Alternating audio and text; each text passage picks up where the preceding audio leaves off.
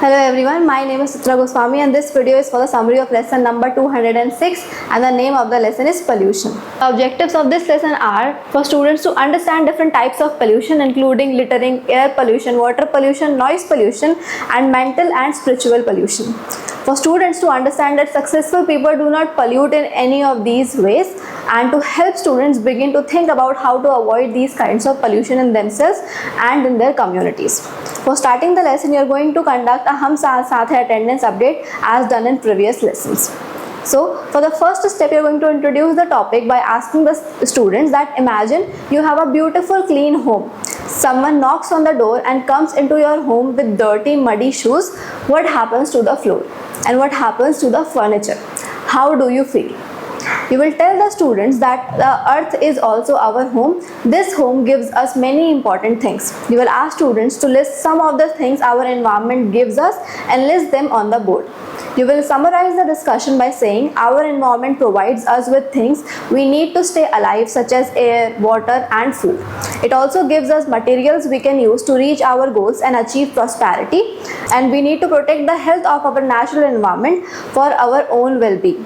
Next, you will introduce the topic of pollution by saying when something harmful is added to the natural environment, we can call that pollution. For example, you may see litter thrown outside your home, in the street or in green spaces.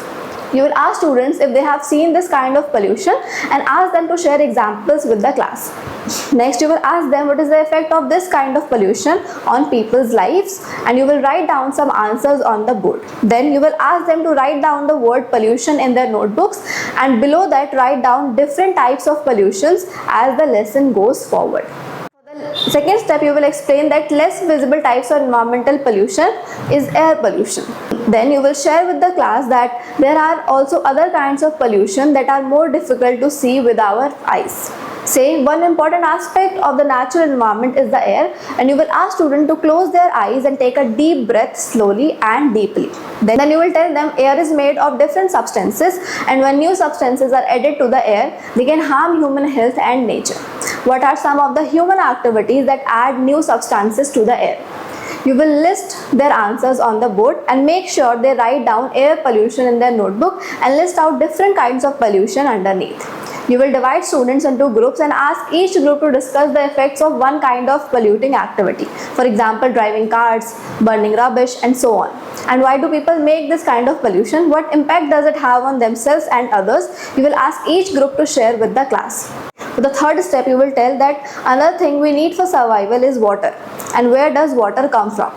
Students should answer that water is supplied to us by rivers, lakes, reservoirs and wells. If possible, you can find a glass or clear bottle of clean water and find some ink or paint to drip into the water while the students are watching. You can ask for volunteers to do this demonstration. Then you will ask students the following questions one at a time and have students discuss with the class. The question is, can water also become polluted? What happens when chemical substances or waste are added to this water? And does it matter if the substances are in small amounts? Can they still impact our health? Make sure the students write down water pollution in their notebooks and ask them to write and share examples of activities people do that pollute water in their communities. For the fourth step, you will ask students to be silent and listen for sounds in their environment.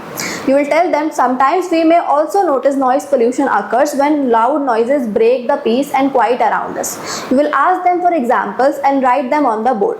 You will summarize their examples and reinforce their impacts. That is, loud honking of car horns can disrupt our thoughts or studies.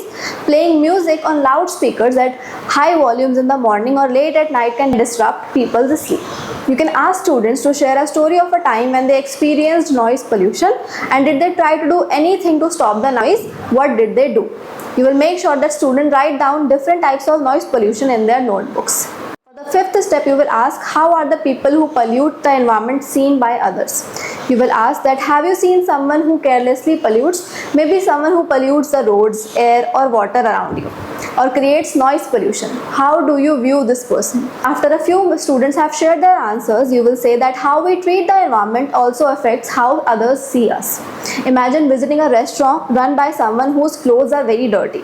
How would you view this restaurant and would you want to eat there? You will discuss the answers of these questions with the class, and then you will ask the students about the next scenario. That imagine a worker who arrives at the office with muddy shoes. How would the boss see this worker? Are they likely to be promoted? For the sixth step, you will ask the students to remember or imagine the glass of water onto which you dropped ink. You will tell students that imagine you are swimming in that water. Pollution in our environment is like swimming in unclean water which harms our bodies. Then you will tell students that some kinds of pollution are harmful to our bodies, but other kinds of pollution are harmful to our mind and spirit.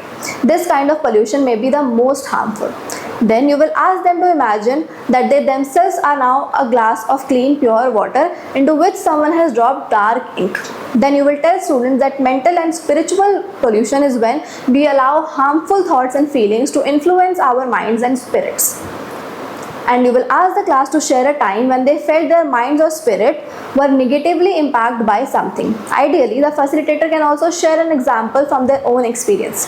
Then you will tell students that now we will think about a few different kinds of mental and spiritual pollution.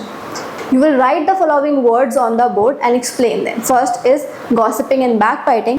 Second is judging and discriminating against others. Third is resentment and anger towards others. And the fourth is jealousy, greed and lust. Then you will ask two questions from the students. The first question is, how does this pollution prevent our own progress and success? And the second question is, how does this pollution harm others? You will ask students to copy the above list and questions into their notebooks, and you will divide students into 4 groups and ask each group to focus on one kind of mental and spiritual pollution but answer both the questions.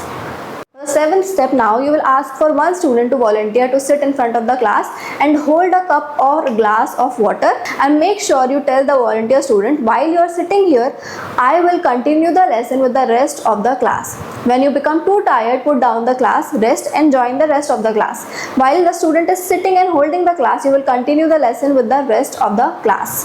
Then you will ask the students that what should we do when we feel this kind of mental or spiritual pollution affecting our minds or spirits. If students need help thinking of actions to take, you can add to their ideas from the list given in your FRB, and you will ask them to write down all their ideas in their notebooks. You will finish the lesson by asking the student who was holding the glass to share with the class how they felt during the exercise. Share with the class that holding resentments and angers to others like holding something in the air for a long time. It takes our energy and does not allow us to use our hands and energy for other important things. And you will make sure that students have listed all different kinds of pollution covered in this lesson in their notebook. Lastly, you are going to acknowledge the students for what they did well during the session, and you will conduct the pledge. Thank you so much.